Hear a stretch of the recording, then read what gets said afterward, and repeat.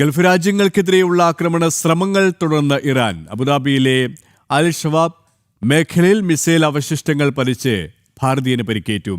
7 ballistic മിസൈലുകളും 16 ഡ്രോണുകളും ഇന്ന് വിജയകരമായി പ്രതിരോധിച്ചു. Bahrain, Saudi തുടങ്ങിയ രാജ്യങ്ങൾക്ക് നേരെയും ഇന്നും ഇറാന്റെ ആക്രമണ ശ്രമങ്ങളുണ്ടായി. UAE ലക്ഷ്യമാക്കി ഇന്ന് പലതവണ ഇറാന്റെ ആക്രമണ ശ്രമങ്ങളുണ്ടായി. വ്യോമ പ്രതിരോധ സംവിധാനം തകർത്ത മിസൈലിന്റെ ഭാഗങ്ങൾ പതിച്ച് അബുദാബി അൽ ഷവാഖ് മേഖലയിൽ ഒരു ഇന്ത്യക്കാരന് പരിക്കേറ്റു. എന്നാൽ പരിക്ക് ഗുരുതരമല്ലെന്ന് പ്രതിരോധ മന്ത്രാലയം വ്യക്തമാക്കി. 7 ബാലിസ്റ്റിക് മിസൈലുകളും 16 ഡ്രോണുകളും ഇന്ന് തകർത്തതായും മന്ത്രാലയം അറിയിച്ചു.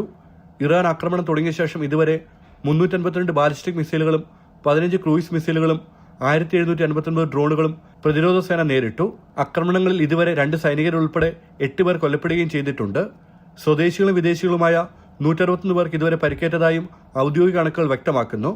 ബഹ്റിനെ ലക്ഷ്യമിട്ട് ഇറാൻ തുടർച്ചയായ ഡ്രോണുകളും മിസൈലുകളും വിക്ഷേപിച്ചു. എന്നാൽ ആക്രമണങ്ങളെ പ്രതിരോധിക്കാൻ കഴിഞ്ഞതായി ബഹ്റൈൻ സേനയും വ്യക്തമാക്കി. സൗദി അറേബ്യയുടെ വിവിധ ഭാഗങ്ങളിലെ ആക്രമണ ശ്രമങ്ങളെയും പ്രതിരോധ സംവിധാനം ഉപയോഗിച്ച് സുരക്ഷാ സേന തടഞ്ഞു. ജനം, ദുബായ്.